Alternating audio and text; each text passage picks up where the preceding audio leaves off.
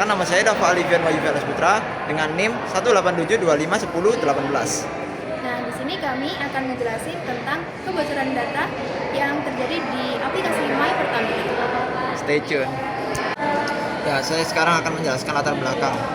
Nah, pada 2 November 2022, aplikasi My Pertamina mengalami kebocoran data besar yang mengakibatkan 44 juta pengguna. Nah, data pribadi yang penting seperti nama, telepon, NIK, alamat, dan informasi penghasilan bocor akibat peretasan oleh hacker. Dan kemudian hacker tersebut menjual data tersebut secara online. Gitu. Nah, kebocoran ini menimbulkan kekhawatiran luas mengenai keamanan data pribadi masyarakat serta integritas layanan digital Pertamina. Sebagai respon Pertamina bersama pihak terkait segera melakukan investigasi mendalam dan memperkuat sistem keamanan guna mencegah kejadian serupa di masa depan serta menjaga kepercayaan pengguna. Seperti itu. Oke, next slide. Oke, di sini saya akan menjelaskan My Pertamina. Apa itu aplikasi My Pertamina? Nah, aplikasi My Pertamina ini adalah layanan keuangan digital dari Pertamina dan anggota badan usaha milik negara yang berintegrasi dengan aplikasi Link Aja. Aplikasi ini digunakan untuk pembayaran bahan bakar secara non tunai di stasiun pengisian bahan bakar umum Pertamina. Nah, untuk tahun 2016 ini Pertamina masih dalam bentuk gerai ya My Pertamina ini. Nah, untuk yang tahun 2017 itu sudah ada peluncuran dan program loyalty.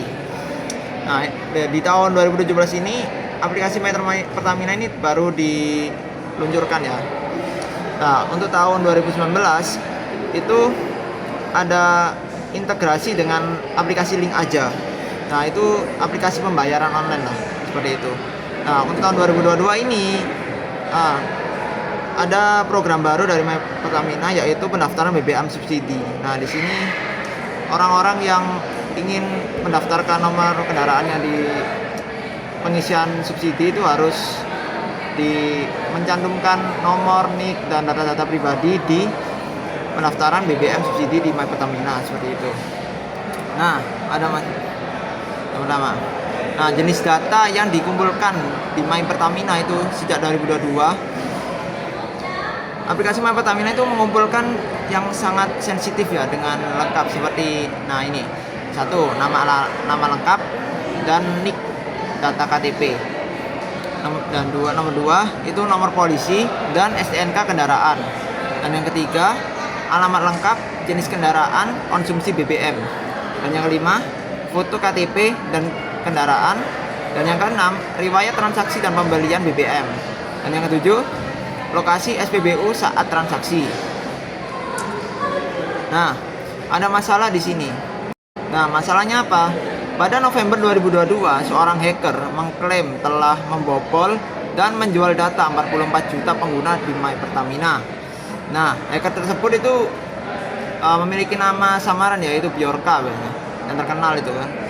Nah, masalah satunya, data yang diklaim bocor mencakup nama email, NIK, NIK, NPWP, nomor telepon, alamat, tanggal lahir, jenis kelamin, dan penghasilan harian atau tahunan atau bulanan, data transaksi BBM, dan data akun pengguna. Dan yang kedua, ada masalah itu tidak ada laporan publik secara resmi yang menjelaskan sumber kebocorannya. Nah, ini masih simpang siur teman-teman. Jadi ini masih isu, tapi di sini tidak disebutkan sumber kebocorannya, akar penyebab teknis, dan tindakan mitigasinya.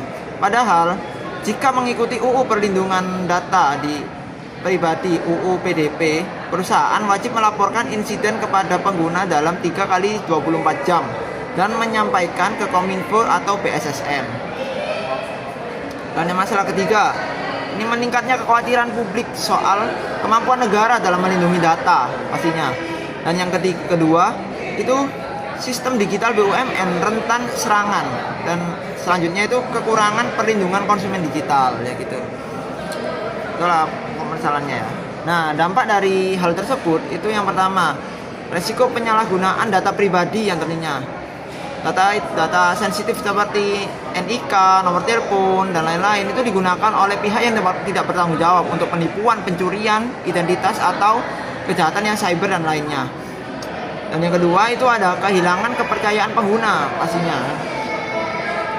Kebocoran ini menyebabkan menurunnya kepercayaan masyarakat terhadap keamanan My aplikasi Pertamina ini dan layanan digital Pertamina secara umum sih. Dan yang ketiga adalah kerugian reputasi finansial bagi perusahaan Pertamina menghadapi resiko kerugian reputasi yang berdampak pada citra dan kompensasi pada kemunahan. Ada beberapa faktor yang mungkin menyebabkan kebobolan. Yang pertama, adanya kesalahan dalam sistem, dan yang kedua, kurangnya keamanan. Nah, solusi-solusi yang bisa diberikan, yang pertama, enskripsi data dalam database. Semua data sensitif seperti NIK, nomor kendaraan, email, dan sebagainya harus dienkripsi baik saat disimpan maupun saat dikirim. Jika database berhasil diakses oleh pihak berwenang, data tetap tidak bisa dibaca tanpa kunci enskripsi. Solusi yang kedua adalah kontrol akses ketat dan role based, access control RBAC.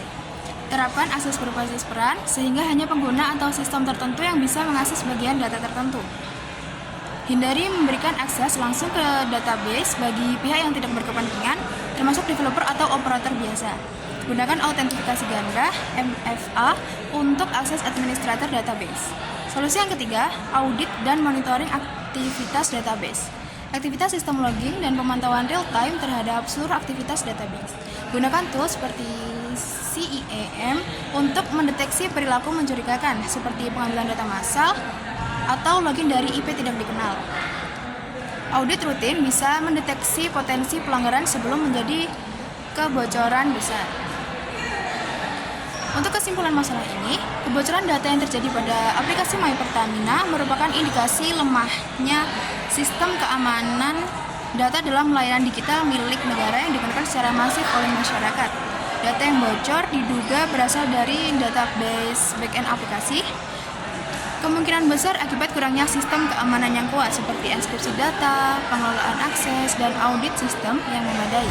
Kebocoran ini menimbulkan ancaman serius terhadap privasi pengguna karena data tersebut sangat rentan disalahgunakan untuk penipuan digital, pencurian identitas, dan kejahatan cyber lainnya. Oleh karena itu, kejadian ini menjadi peringatan penting bahwa perlindungan data pribadi di Indonesia masih memerlukan perbaikan signifikan baik dari sisi teknologi, kebijakan keamanan data, maupun kepatuhan terhadap regulasi kepentingan Undang-Undang Perlindungan Data Pribadi, langkah audit menyeluruh, peningkatan sistem keamanan berbasis DBMS, serta edukasi pengguna menjadi kunci untuk mencegah insiden serupa terulang di masa depan. Sekian presentasi dari kelompok kami. Mohon maaf jika ada kesalahan penyampaian informasi. Wassalamualaikum warahmatullahi wabarakatuh.